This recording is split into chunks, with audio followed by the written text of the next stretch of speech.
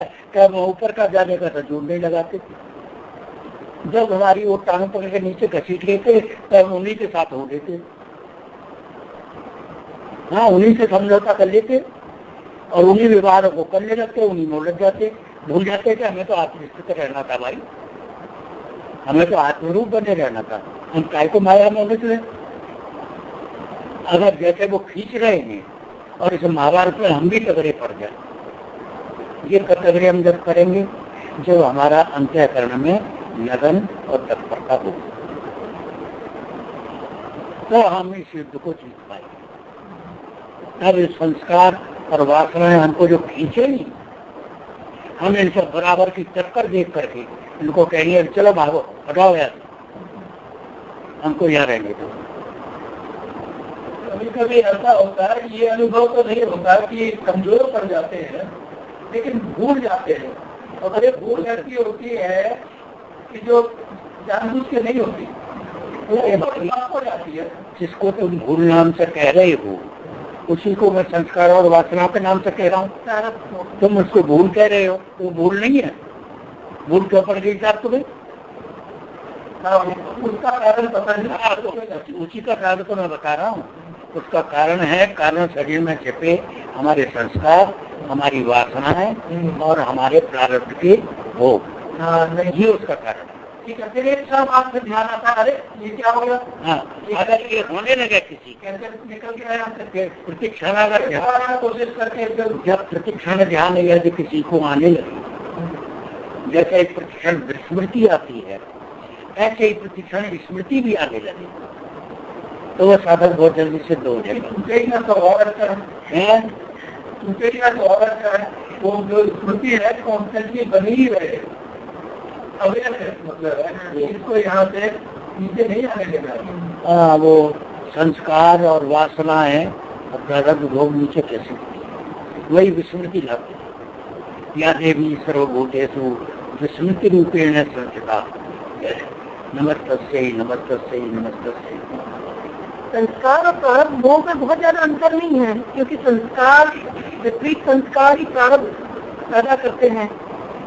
संस्कार में और प्रारब्ध भोग में अंतर यह है, प्रारब्ध दो कर्म का फल है और वो अपरिहार्य है, संस्कार वासनाओं का बीज है।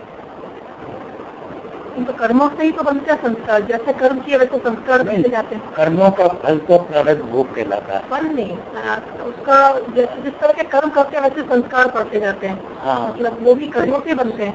संस्कार बहुत सूक्ष्म रूप है, प्रारब्ध का भोग तो बहुत स्थूल रूप है, वो सामने आता है, दिखाई पड़ता है। और ये संस्कार जो है ये तो बीज रूप है, ये दिखाई नहीं पड़ता। ये तो जब सामने आता है, इसका रूप क्या है, ये स्मृति के रूप में सामने आता है। जब स्मृति होती है तो वो स्मृति हमारे संस्कार से आती है, संस्कार हमको दिखाई नहीं पड़ता।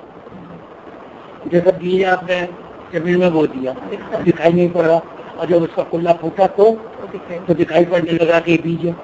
ऐसे ही संस्कार तो हमारे कारण शरीर में जमा है, जब वो स्मृति के रूप में कुल्ला फूटता है तब हमें पता चलता है। और वो कुल्ला कभी बहुत अच्छा होता है, कभी बहुत बुरा होता है, और तो प्रारब्ध भोग बन जाता है। वो कुल्ला स्मृति के रूप में फूटा और मन, पांचों ज्ञानेंद्रियां और बुद्धि उसके साथ लग ली।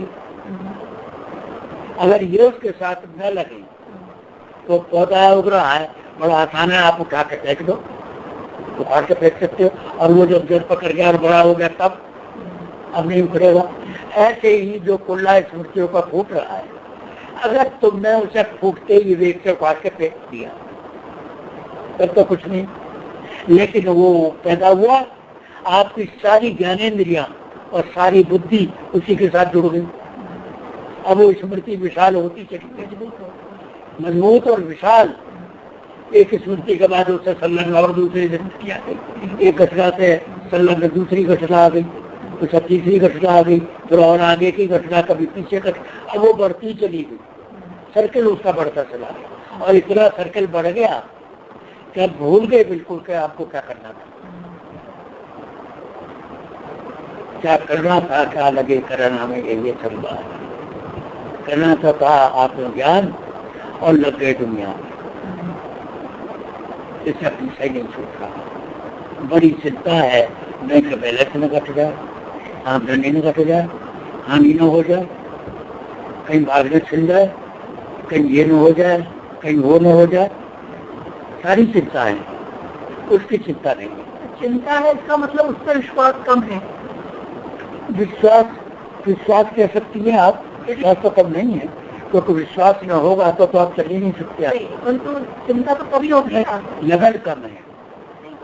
जब हम पूरी तरह से समर्पित रहते हैं कि जैसी उसकी इच्छा, जैसे वो रखेगा हम रहेंगे, तो फिर उसमें चिंता क्या, तो जैसा होगा उसका सीखा। ये आपने समय पर कहा, ये दूसरी विधा है, साधन की ये दूसरी विधा है। समर्पण भक्ति में आता है, ज्ञान में समर्पण नहीं है। ज्ञान में तो अपने को ऊपर उठाना है, समर्पण किसके सामने करेंगे आप? स्वयं अपने सामने। मुझे जब ज्ञान में भी जब ये जानकारी है कि होता तो वही है जो निहित है, जो हमारे कर्मों के हिसाब से और जो प्रारब्ध भोग के हिसाब से जो आना हो तो आएगा ही। तो जब ज्ञान से पता पड़ जाता है तो फिर हम उसको एक तरह से स्वीकार करते जाते हैं कि जैसा भी आएगा। आप जो कह रही हैं ये केवल मन को सांत्वना देने की विधि है, शास्त्र ऐसा नहीं कहते। शास्त्र कहते हैं कि जो लोग प्रारब्ध के आश्रित होकर के रहते हैं वो बड़े निकृष्ट हैं, वो कभी आगे नहीं बढ़ सकते। आप प्रारब्ध का आश्रय लेकर के कि जो होना होगा हो जाएगा, नहीं, उस समय पुरुषार्थ तो जरूरी है ही करना। हाँ, अगर पुरुषार्थ जरूरी है तो ये भावना आएगी ही नहीं कि जो प्रारब्ध में होगा तो होना हो जाएगा। प्रारब्ध क्या होता है? प्रारब्ध हमारा बनाया हुआ। तो पुरुषार्थ करने के बाद संतोष नहीं आएगा, फिर लगेगा कि वो तो हमने करा और जो तो मैंने कहा ना, संतोष को रोकने के वो चुटकुले मात्र हैं। तो जो भाग्य में होना होगा वो हो जाएगा, जो ईश्वर करेगा वो हो जाएगा, हम क्या करें, ईश्वर की ऐसी इच्छा थी, ये तो चुटकुले हैं मन को संतोष देने के। शास्त्र इनको प्रधानता नहीं देता। शास्त्र तो कहता है पुरुषार्थ करो, भाग्य के भरोसे मत बैठो, न भाग्य से दबो। भाग्य तो तुम्हारा बनाया हुआ है, तुम कह को भाग्य से डरते हो? तुमने कर्म किए, उनके फल का नाम भाग्य। कर्म किए तुमने, कर्म करने वाले तुम हो, तो भाग्य के निर्माता तुम हो। तुम जिसके निर्माता हो उससे डरते क्यों? पुरुषार्थ करके उसे लड़ो, उसे डरने की क्या आवश्यकता है?